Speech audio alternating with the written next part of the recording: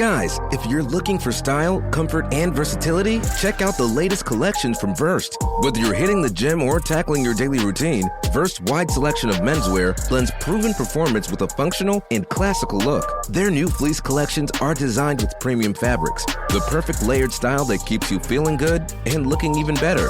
Explore the latest from Verst for next-level comfort and elevated style. Available only at Dick's Sporting Goods. Shop now at dicks.com/first.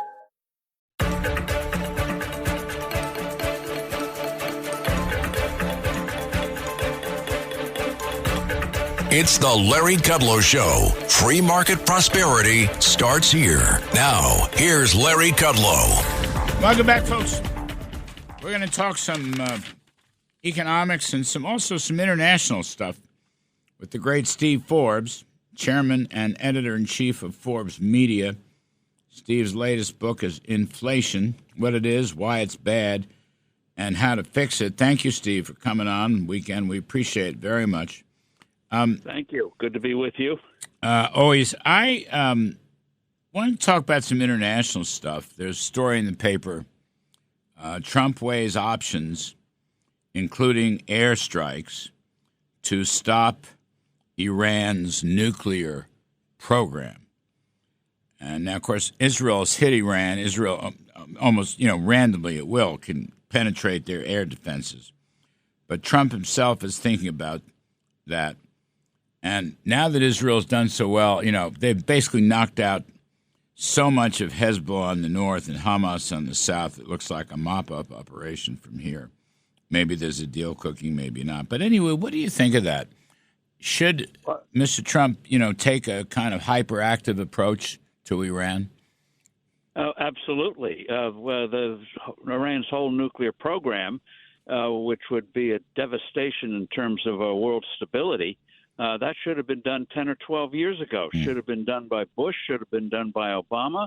And so now I think Donald Trump's got the perfect opportunity, and Israel's got the perfect opportunity to finish Iran's nuclear ambitions. And when you do that, combined with what has already happened, what looked like an ugly situation where Iran would be the dominant power, these terrorist extremists would be the dominant power in the Middle East, out to destroy Israel, out to get us, would be reduced to nothing. And that would be a profoundly positive thing. These people are they are terror central. And Donald Trump, when he was president, had them on their economic knees. Joe Biden revived them. And, Larry, one of the strangest things that happened under Barack Obama was his unstated policy of encouraging Iran to be the dominant power in the Middle East, over the Arabs, over the Israelis. And it was weird. I don't know what was behind it. But anyway, it would have been devastating for the free world. And now we have a chance to stop it and stop the bloodiness of a revolution that happened in 1979 and should have been nipped in the bud years ago.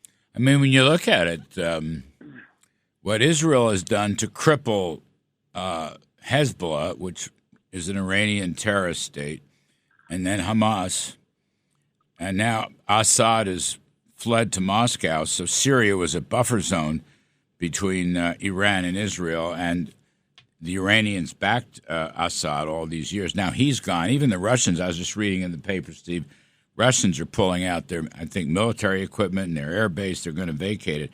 I mean, we could finish Iran off once and for all. Warm water port. Yes. They are abandoning that, which Putin thought was a great achievement of his Mideast diplomacy. Now that, you might say, is sunk. Sunk. Well done, sunk. But, I mean, we could finish Iran off once and for all. And do it. This whole thing of trying to, which Biden did and Obama did, of trying to appease Iran, encourage Iran, give billions to Iran. And these people are true revolutionaries. And that's what our people just couldn't understand. They're out for blood. They're out for dominance. They're out for extermination of the Jewish people. And they just couldn't get their heads around it, so they kept appeasing it and hoping they'd turn into Mr. Rogers' neighborhood. Wasn't going to happen. So let's get the job done, and this is the perfect time to do it. I mean, after all, Iran is after us, the United States. Yes, it is. And they wanted to develop missiles, and were developing missiles that could eventually reach the United States. and they're on the cusp of a nuclear device. So knock it out now. This is the prime time to do it. The other thing is another international story that I wanted to cover. In the papers today and yesterday, Russia, using these new hypersonic missiles that they've developed, they're bombing Ukraine hard. Now, this comes after the Bidens green-lighted Ukraine to use cruise missiles and bomb into the interior of Russia. Now, this just strikes me as insanity. Re-escalation. Trump wants to end the thing altogether, and the Bidens are green-lighting it, and of course Putin is responding. I mean, people are calling it World War III threat. Whatever it is, it's not good. And this is the most irresponsible thing. I mean, among many irresponsible things Biden's doing in the last few days of his presidency, this is one of them. This episode is brought to you by Shopify. Forget the frustration of picking commerce platforms when you switch your business to Shopify, the global commerce platform that supercharges your selling wherever you sell. With Shopify, you'll harness the same intuitive features, trusted apps, and powerful analytics used by the world's leading brands. Sign up today for your $1 per month trial period at shopify.com/tech, all lowercase. That's shopify.com/tech. This episode is brought to you by LifeLock. The holidays mean more travel, more shopping, more time online, and more personal info in places that could expose you to identity theft. That's why LifeLock monitors millions of data points every second. If your identity is stolen, their U.S.-based restoration specialist will fix it, guaranteed or your money back.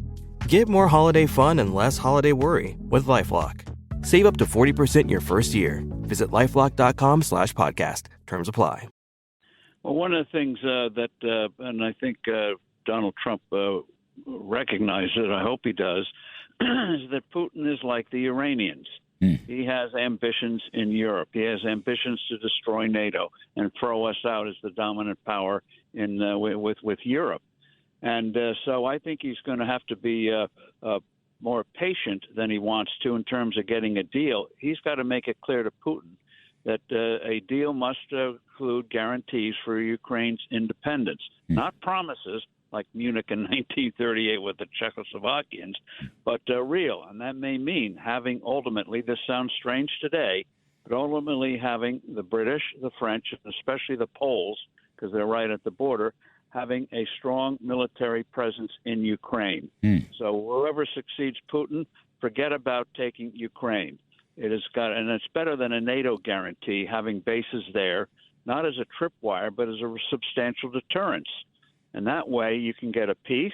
And as part of the deal, of course, you give a chunk of eastern Ukraine where you have Russian populations. Russia can keep those. They're going to keep Crimea for their Black Sea naval base. We'll let them keep that. But 85% of the country would be free of the Russians. Ukraine would be a true independent country. But I think President Trump's going to have to have Putin recognize he's not going to do a Munich-style deal and get over it. And you can keep your Russian pieces in the east, but you have to allow the people there the opportunity to leave that when you have the settlement. And that's that. And there'll be military bases there, substantial bases. So forget about reigniting the war in the future.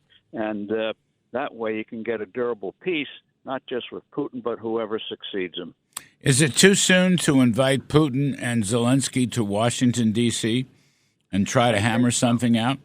I think so, because Putin believes, strangely, that if he keeps hammering away, we in the West are going to behave like Biden and just get tired and say, do a Munich-style deal.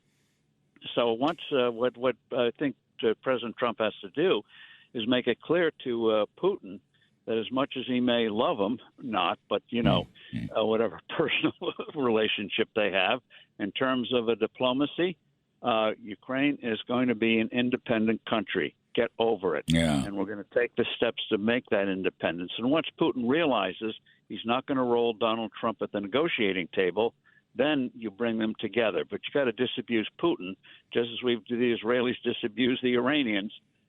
They're not going to get their way. They're not going to wait us out. I don't think he loves him. I mean, Trump. Well, I'm just being facetious. Yeah. Trump just tells people to respect him because he's a formidable enemy. There was a lot of, all again, that Russia stuff was. Yeah, he's not Mr. Rogers' neighborhood. That's right. He's a formidable, can be a formidable adversary. He's shown that time and time again. And I just am reminded of that wonderful story in Trump's first term when he had Xi Jinping over to Mar-a-Lago, and over when they're eating chocolate cake for dessert, Trump calmly tells him that he's bombing Syria. I know, big time, right? Well, so they know Donald Trump is no Joe Biden. There'll be more chocolate cake coming. So it's Trump's favorite dessert, by the way. It's a chocolate brownie on top of some vanilla ice cream. I've had the experience. Steve Forbes, you're so great. Hey, Steve, stay with us. I got much more to do. I want to talk to you about tax cuts and the stock market and Trumponomics. Folks, we're talking to the great Steve Forbes, chairman and editor-in-chief of Forbes Media. Steve's latest book is called Inflation, What It Is, Why It's Bad, How to Fix It. I'm Kudlow. We'll be right back. This is the Larry Kudlow Show.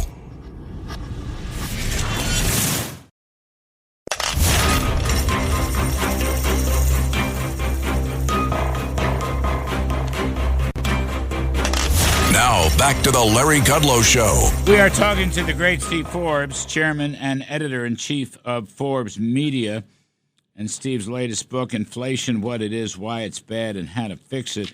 Steve, I know we talked a bit about this on TV yesterday, but it's worth renewing. Again, decisions, I think, are going to be made possibly this weekend by President Trump with House and Senate Republican leaders, but delaying the tax cuts, which you and I oppose. The stock market, I notice, has fallen 7 straight sessions.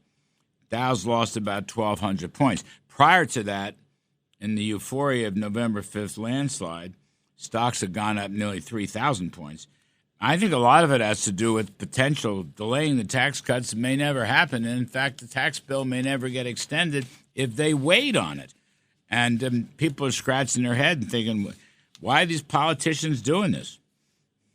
Yeah, it's amazing that they can't seem to walk and chew gum at the same time, as the saying used to go. You can do all of the above. The border thing you can take care of, starting as Trump's already doing it with the threat of tariffs, but also undoing, as you know, Joe Biden undid all the executive orders that Trump had put in place to stop the flow of illegal immigrants.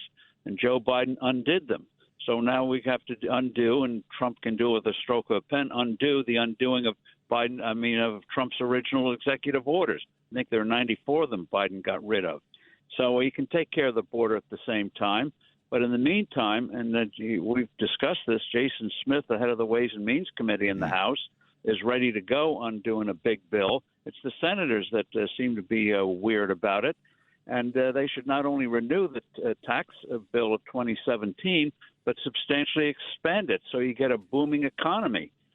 We've talked about the need for a capital gains tax cut. The beauty part of that, not only does that encourage investment, but also it instantly brings in government revenues. People recognize past gains, and they'll recognize them because they don't get punished so much anymore.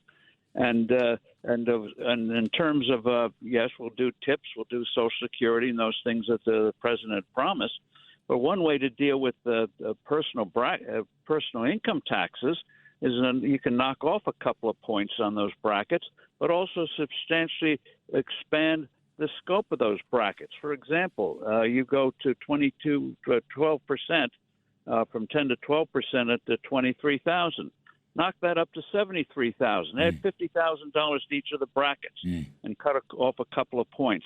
So immediately people would see, hey, this is working. The economy is all for incentives now instead of punishment.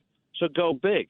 And as you know, CBO, the Congressional Budget Office, and the so-called deficit hawks will howl or scream or whatever. Let them. But put it through. President Trump will never have the kind of authority he has today. And so use it to get big things done. And when you get big things done, that'll help us not only the economy, but in 2026, where the Democrats are already plotting. winning one or both of the houses, and making sure the last 2 years of Trump's presidency are going to be a replay of the disaster get Trump syndrome that we've been experiencing. Yeah, strike while the iron is hot. The guy's popularity is over 50%. His approval is over 50%, which is the first time he's had those kinds of numbers. You know, I was looking at a study on tax cuts and revenues and why the Congressional Budget Office and the Joint Tax Committee are so bad. Here's one of them. Actual revenue between 2018 and today, 24, actual revenue for income tax cuts exceeded the CBO projections by $1.7 trillion. $1.7 trillion individual income tax, and the corporate tax revenue exceeded the projections by $166 billion. So CBO wasn't even close. And the interesting thing is not only the corporate tax, but the individual tax. So your point, I really like that. Expand the brackets, which would give people a lot more and newer relief to make it fatten their wallets. To Jan 1, 2025. Oh, yeah. They'll pass it in the spring, make it retroactive so people see it in their next paycheck. By golly, this thing is working. You'll get it. You're right. And that'll punch GDP up a lot. Yes, it will. And, you know, a lot of people, look, they've been overwhelmed by inflation. The Federal Reserve is never going to let prices come back down. I mean, that's a whole different story. But if you slash the tax burden, then your take-home pay is going to go up, even though you got punished by 20% from higher inflation. So that's one way to do it. Trump should really consider that. I like that, expanding the tax bracket. And capital gains, you're right. He's the kind of individual who would go for that and not worry about so-called respectability with the kind of economists the Fed's had and the CBO has that are always wrong. And fortunately, as we've discussed, Jason Smith gets it. He's a guy who likes to get things done and has demonstrated he can work with the Democrats. He can weave something together. So let's get on it, and the bigger the better. In my interviews on the TV show, Jason Smith and Steve Scalise, the House Majority Leader, both want to have one reconciliation bill, not two or three, one. And I think Speaker Mike Johnson is in the same camp. Pretty sure he's in the same. The problem seems to be coming from the Senate, Senator John Thune, and also from inside the transition, which is disappointing. Yeah, I don't want to name any names, but it's very, very disappointing. Look, you know, there's Trump at the stock exchange Thursday, right? Again, repeating a 15% corporate tax, which would be a terrific thing, down from 21, which wasn't bad in the first place, as he said. I mean, he's got to just deliver on that. I mean, I really think the stock market has sold off here the last week or 10 days, Steve, because all of a sudden the tax cut hopes are fading because all these political people are knocking them down. Yeah, and one good thing about getting a big bill, positive bill done now is within a few years, Europe, which is in a mess, Japan's stuck in the water, is they eventually will imitate what we did, just as you remember in the 1980s when we had those big rate cuts. Within a few years, 50 countries around the world were cutting their income tax rates. And so success will be imitated, which will make our foreign policy a lot easier when the world starts to say, hey, we can really grow again instead of the rut they're in now. It's true. It's true. All the so-called free countries have gone socialist, and if they're not in recession, it's just stagnation, which is very bad for international affairs. You're 100% right. Folks, Steve Forbes, chairman and editor, Forbes Media, his latest book, Inflation, What It Is, Why It's Bad, How to Fix It. Steve, thank you ever so much for helping us this weekend.